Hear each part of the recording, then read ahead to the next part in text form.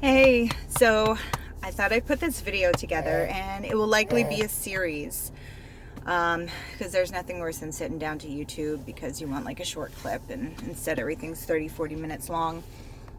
But I've finally had my aha moment and realized that what's been making me sick for I don't know, 11 years are my implants.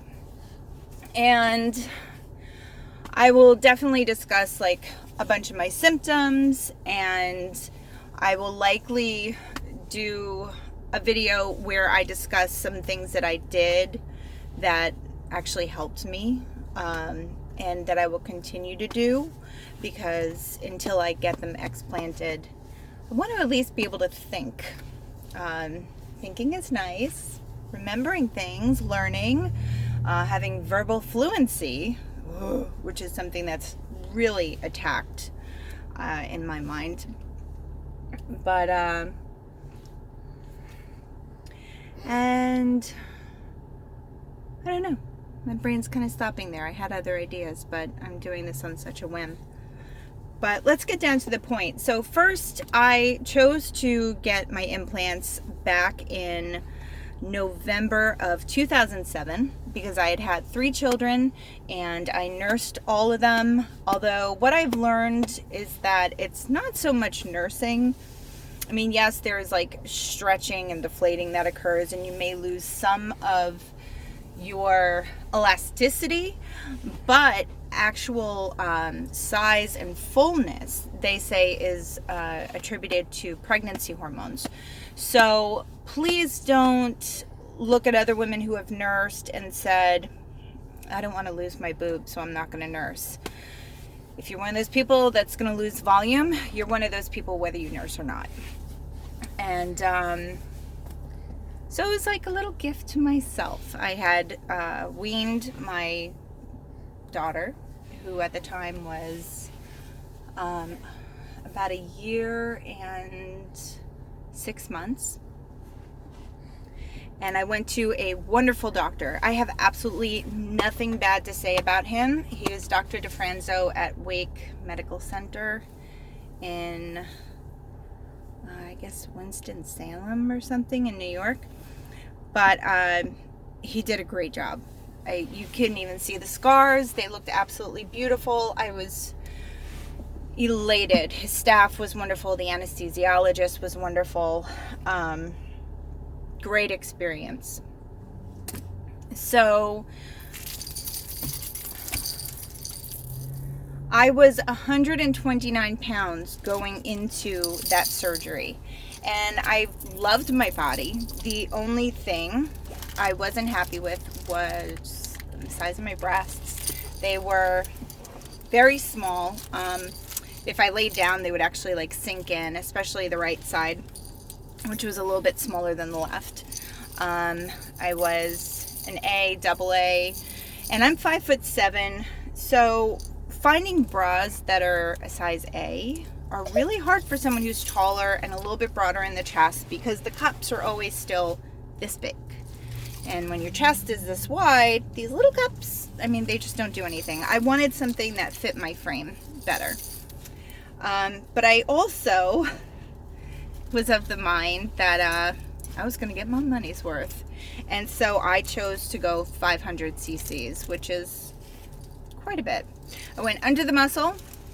I went under the nipple. And everything went great. I barely even had any pain after surgery. So fast forward to, I want to say it was March or April. Let's not eat that. March or April of the very following year. I noticed I put on like 5 pounds. Okay. And then put on like another 5 pounds. And there was a joke amongst my coworkers, because I was a dancer at the time, that, oh, you're getting your boobs done. Are you going to get fat? Like, that's how common it was. And at the time, there was no information on the internet. You couldn't find anything. Everything I don't want you to touch, you're touching. So, you know, I tried to do some research prior to getting my implants, and like, you know, do implants cause weight gain, and why do some women gain weight after getting their boobs done, and you know, what can I do to prevent it? But there was nothing on the internet, nothing.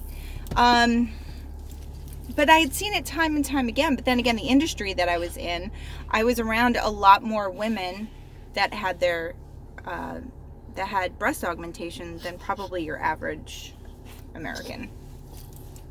And so that started happening. And then in August, I moved in with my now husband, who was my boyfriend at the time. And I started having this terrible metallic taste in my mouth almost all the time. And I thought, well, you know, the apartment that we moved into, it's new. Maybe, you know, the pipes are new. Maybe there's something with the water. And there was nothing that could get rid of it. I was like eating salty stuff, sweet stuff, drinking a ton of water, anything to get rid of that god-awful taste. It was like I was chewing on coins. It was disgusting. Then the next thing that happened shortly after that was my legs were so itchy. And, girl, do you mind? I'm trying to make a video.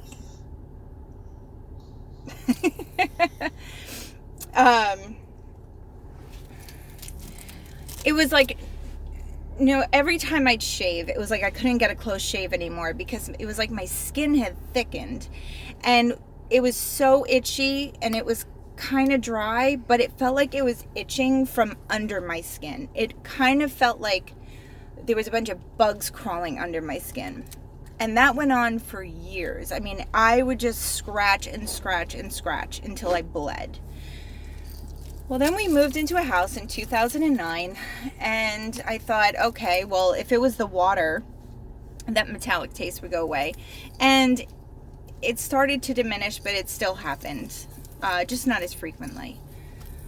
Then the weight gain was still continuing. I got up to about 165 pounds. And there was always this fatigue, and my hair just wasn't really shiny anymore. Like, I've always had great hair. It grows and grows and grows, and it grows quickly. But that lustrous, pretty shine was gone, and I just attributed that to age. I'm trying to think of some of the other things that was going on. I started having reoccurring BV. I had HPV. I had precancerous cells.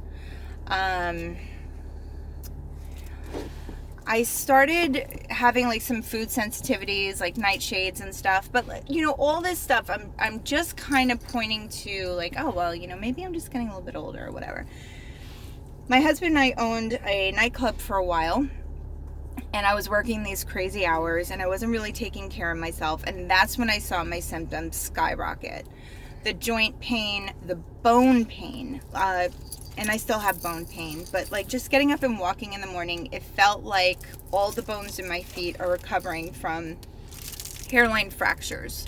Like I'm limping and wobbling. And mind you, I got my implants done when I was 28.